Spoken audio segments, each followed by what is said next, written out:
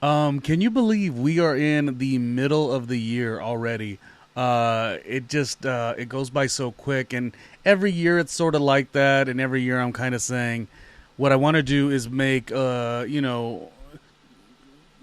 one, quarter two, quarter three, and the fourth quarter to kind of really break down, what the goals and the tasks are. But I also feel like this was a really big year, and I don't know if you're in this with me. A good year to do all of those, tracking things and paying attention and being very by the book, but also matching up and matching to your boundaries, and not just boundaries, but your time off, and not just time off because obviously everyone has to be busy with things, but to really respect your, I guess it would be like self care, like what really brings you to a level of like, feeling really cringy about stuff. I think what you should do is really assess those things. Obviously there has to be compromise in the things that you do. You cannot do everything that you want, but I'm trying to find that balance between overworking and team no sleep, which I think is crazy, but for so many years that was like such a big deal. And then I want to break it into like all of that great ambition is good, and we're always going to have that in our heart. Like we're always going to try to be something bigger and better, and like maximize every opportunity. But do we take the time to say, what would be the world travel that I want to travel if I got that opportunity? What mistakes have I made?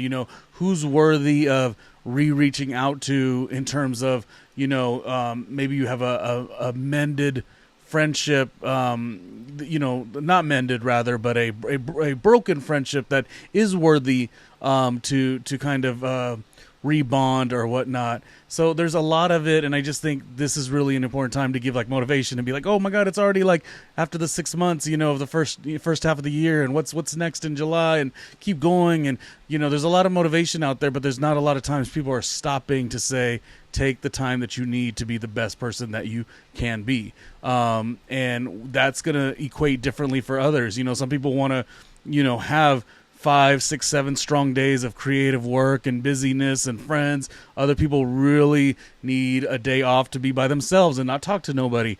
Even in the work that I do, I'm really big into the work, and I've always wanted to be a broadcaster since I was a child, but that doesn't mean I want to communicate with people.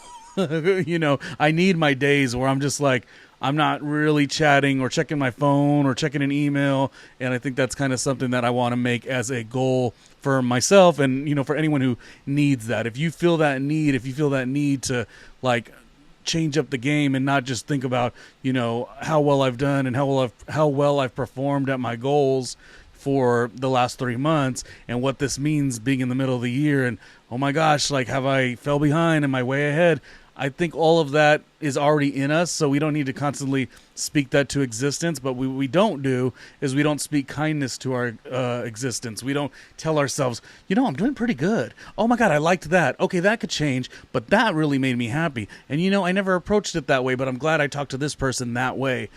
All this newness that we don't ever like embrace. We almost have a hollow way of wanting to achieve things. And by the way, achieving is not necessarily like step by step by step. They may tell you that it is, but really it's about the compromise, the patience, the reassess, the pivot, career strategy, and a whole handful of things. And when you do it so fiercely that it's not fun anymore, that really is the problem. So I'm really glad that it is 6 months in and, kind of the summer and what's that going to look like.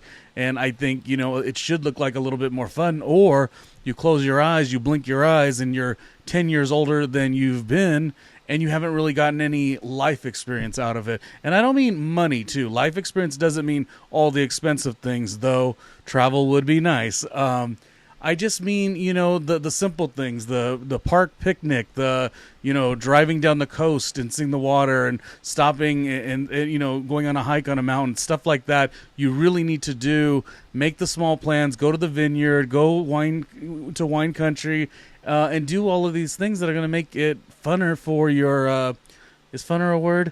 That is going to make it funner for your journey, and that way you're not too hard on yourself. Obviously, there's a lot of people who are lackadaisical and they need motivation on the other side. But I've say in my lifetime, I've come across more people that overwork themselves and didn't get the result. And then not on any account of themselves, but just that's the way things sometimes go, and that's the way things are sometimes set up. And there are ways to continue to pursue and break through that, but it takes a little bit of patience, and you don't want burnout. I guess the moral of this story is don't burn out, and that's kind of what I was hoping, and I hope the message was very helpful to you.